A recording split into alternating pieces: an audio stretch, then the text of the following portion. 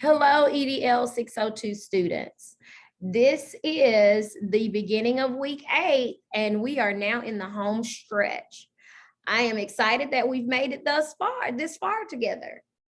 You have some upcoming assignments, and I want to start discussing the upcoming assignment for week 8, which will be your last 2 domains. You will be answering 2 questions around domains 5 and 6. The question related to domain 5 states, what will you do to communicate your core values and create a climate that clearly states what you value? Use your textbook and just kind of think about, as a leader, what are my core values? How can I create a climate that shows those values? That is what you're going to do to answer question 1. Question 2 is centered around domain 6. How will you ensure that you manage resources in a way that focuses on effective instruction and the achievement of all students? These things are discussed in grave detail in your textbook. Marzano and Carbo does a great job explaining how to manage your resources. I want to remind you that with these assignments, you do need to include a cover letter, write out the question, then in narrative format, answer the question. Include in-text citation and a reference page. Your in-text citation, Carbo and Marzano, 2018. Okay. If it is a direct quote, that is the only time you need to add the page number. I've written comments on several of your papers as I've gone through with the grading. I know some of you are having formatting issues where that when I open the document, it's not indented, some simple things of that nature. Thank you to all of you that leave me a little comment that tells me that, and that way I know not to mark off for those things, because when you uploaded it, it was done correctly. And I understand technological issues are outside of our control. But getting back to your 2 questions, you are not going to simply restate the domains and the elements. You're going to use the information from your textbook to answer these 2 questions. Please, as I always state, do not Google it. Carbo and Marzano has done a great job assisting us with answering the questions. All right, so that's the assignment for everyone for this next week. Now, the next assignment that I want to talk to you all about, it is directly for specialist students only. I know some of you've had some questions about it and you've emailed, and I've tried to respond to the emails to the best of my ability. But I want you all to understand that this assignment is only for students who are in the specialist program or beyond. This is not for students in the master's program. So if you're in the master's program, this information is not for you. You can fast forward or you can just listen through it, because the information after this will be for everyone. Okay. So the next assignment is our best practices project, and you will work in the groups that were assigned for your group project for data. So you'll use that same set, you'll use the same people or work with the same people, not use, but you'll work with the same people in that group in order to create a document. Now, let me break that down. You can create a PowerPoint, or you can do a best practices booklet or something of that nature. But keep in mind, whatever you turn in has to be uploaded to Canvas. So if you create some sort of a document, it will be something that has graphics and that is appealing to the eye, because this is something we're going to share and be able to assist each other with in terms of when we're done with this program. Everyone will have a document that has best practices. And as a leader, a new leader, it's always good to have something to depend on that you can look back through and say, okay, my group, we discuss these things. This is a best practice I can implement as a new leader. So just so you'll know, this is, the kind of the plan for that. But examples that you will include in this activity: bulletin board ideas, memos, charts to gather information, morning procedures, scheduling, things that are best practices are the things you'll want to include. how to run a PLC. If you are in a building where your school does something different, that is something that you can include if it's a best practice. So let's just kind of talk through the checklist for this assignment. There are a lot of ideas out there. There are a lot of great ideas, but we want to narrow that focus down to 5 elementary best practices, 5 middle school best practices, and 5 high school best practices. And each of these areas are worth 25 points. So be aware of the point system here too. If you're doing a booklet or you're doing the slides, please no more than 15 pages. And that also includes your title page and your reference page. So if I do 15 and take those 2 off, then the slides themselves is going to be 13. And you can put different practices on a single page or slide. You don't have to have a page or slide for each thing. And, you know, make it appealing to the eye. All right, let me make sure I've gone through my notes. Yes, for your group project, I'm not a stickler about it. I want you to be creative with your project, but please remember, I am a stickler about working in your group. Everyone needs to participate and everyone needs to do their part, okay? Now, the other thing is your mentor agreement forms. If you have not turned in your mentor agreement form, I urge you to go ahead and get that in.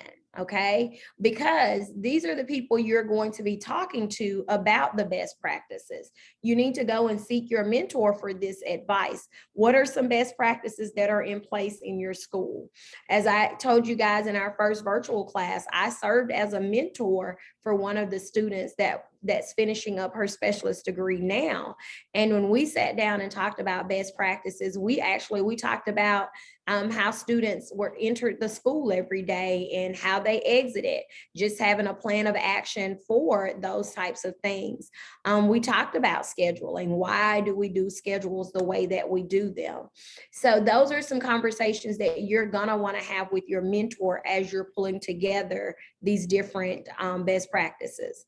And in order to talk with your mentor, you have to have been assigned or have selected someone to serve in that capacity. So if you have not gotten your mentor agreement form turned in, that deadline is fast approaching because it is this Sunday on the 16th that those are due. And you keep in mind that has to be signed not only by your mentor, but also by the superintendent of your school district. You can't do clinical practice without permission. And that's why it's so important to get those done. The drop dead deadline for those where it will be removed from your module is October 30th.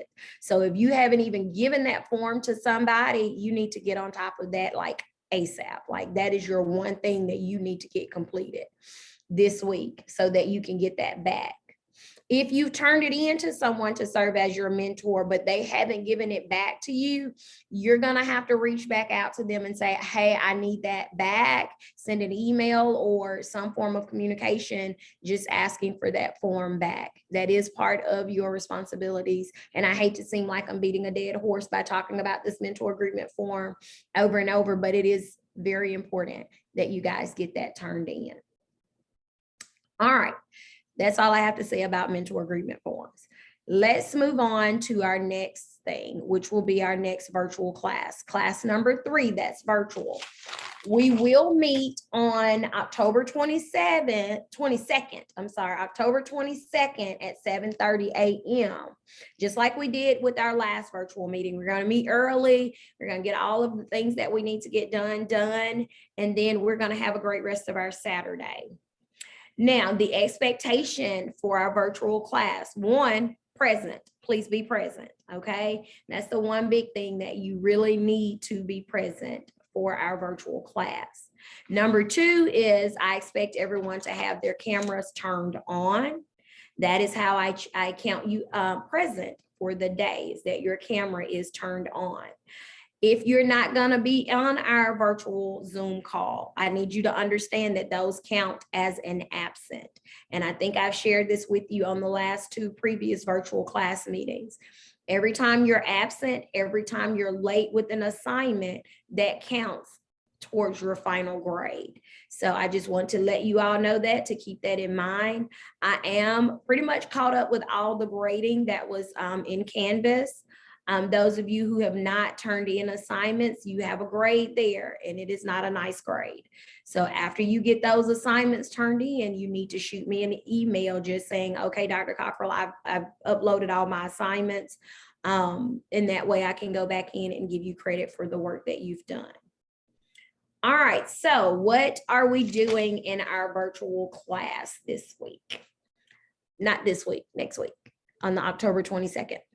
What I need you all to start thinking about is the 6 domains. In our virtual class, you will have a presentation that you will present. And I like to call it the elevator speech, because you will be given 2 minutes to think about, well, you're gonna think about it prior to the class, but to select one domain as a brand new administrator. What is the one domain that stood out to you? You had an aha moment and you feel like, I need to make sure I implement this domain. So that's what you are going to do for our last virtual class. I'll ask that you turn your volume on, unmute your camera, unmute your computer, and tell us your elevator speech. I will set a timer on my phone for about 1.5 minutes for you to greet everyone and give an elevator speech about your domain that you had an aha moment or that stood out to you. So just keep that in mind, that is something you will have to present during our last virtual class. It may be difficult to only pick one domain. I can think of a lot. I mean, I can think of how all 6 are important at some aspect in life as an administrator, but you will have to pick one, or creatively tell me about all of them. I don't know. You only have 1.5 minutes though. If you're anything like me, I'm a chatty Cathy, so I really have to prepare for 1.5 minutes because I literally would need more minutes. Some of you all don't like to speak at all, and you're going to need to prepare just so that you don't have a 2-second spiel. So make sure you take a little time, think about our virtual class for October 22nd, pick your domain, and decide on what your elevator speech will be. Just so that you know ahead of time, I don't want to put you guys on the spot on that day. So just as a quick recap, let's recap. 1, domains 5 and 6 for week 8. You're going to answer the 2 questions.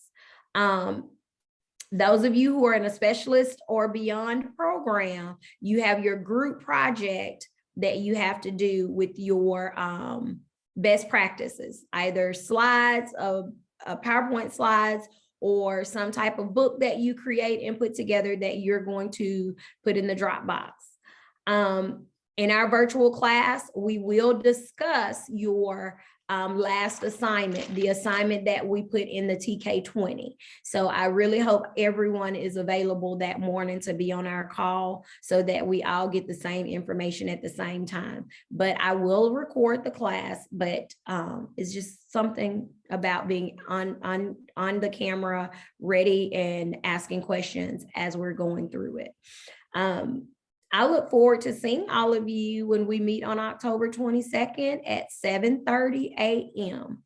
As always, if you have any questions, any concerns, please don't hesitate to email me. If you put it in the inbox, as I've stated before, it takes me a little bit longer to see that than it does an email. I check my emails every day.